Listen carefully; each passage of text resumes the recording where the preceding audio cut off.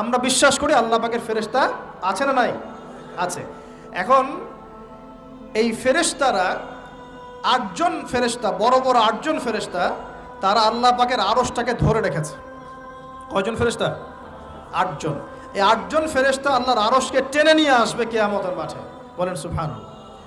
আল্লাহ পাকের এমনও ফেরেশতা আছেন যারা একটা ফুৎকার দিবে, জাস্ট একটা ফু, এক ফুৎকারে পুরো মহাবিশ্ব ধ্বংস হয়ে যাবে। এত শক্তিশালী ফেরেশতা আছে আল্লাহ পাকে। আমরা যখন মায়ের গর্ভে ছিলাম, এরকম একজন ফেরেশতাই আল্লাহর পক্ষ থেকে রূহ নিয়ে এসে মায়ের গর্ভে ফুঁকে দিয়েছে এবং আল্লাহর হুকুমে 4টা বিষয় লিখে দিয়েছে।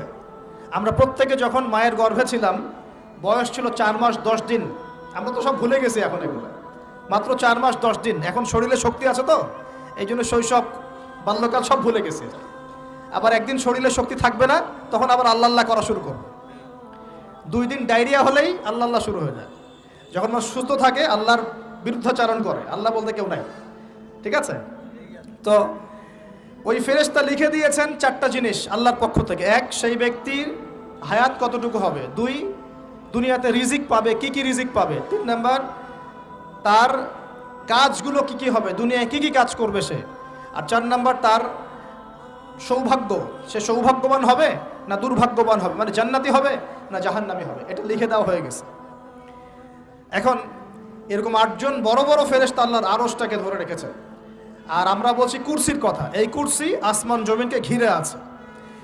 আর আয়াতুল কুরসি যে ব্যক্তি তেলাওয়াত করবে, ইনশাআল্লাহ তাআলা আল্লাহর পক্ষ থেকে একজন ফেরেশতা তাকে সারা রাত পাহারা দিবে ইনশাআল্লাহ। একে অপরকে আল্লাহর জন্য মহব্বত করে।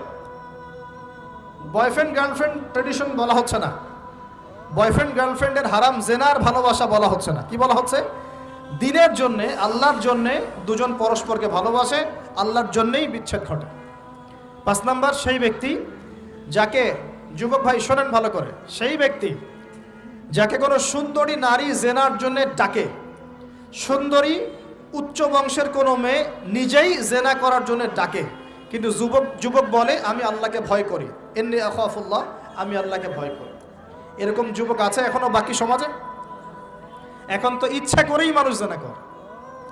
এখন তো জেনা এত সহজ, মানুষ 1000, 1500, 2000 টাকা দিয়ে জেনা করতে পারে। এই সমাজে জেনা সহজ, বিয়ে হয়েছে কঠিন। এই সমাজে জেনাটা সহজ হয়ে গেছে, বিয়েটা কঠিন হয়ে গেছে। এই জন্য বিয়ের ঝামেলা অনেকে যেতে চায় না। জেনা করেই তো আমি যা উদ্ধার করার করছি। বিয়ে করলে খাওয়াতে হবে, নিজের পায়ে দাঁড়াতে হবে,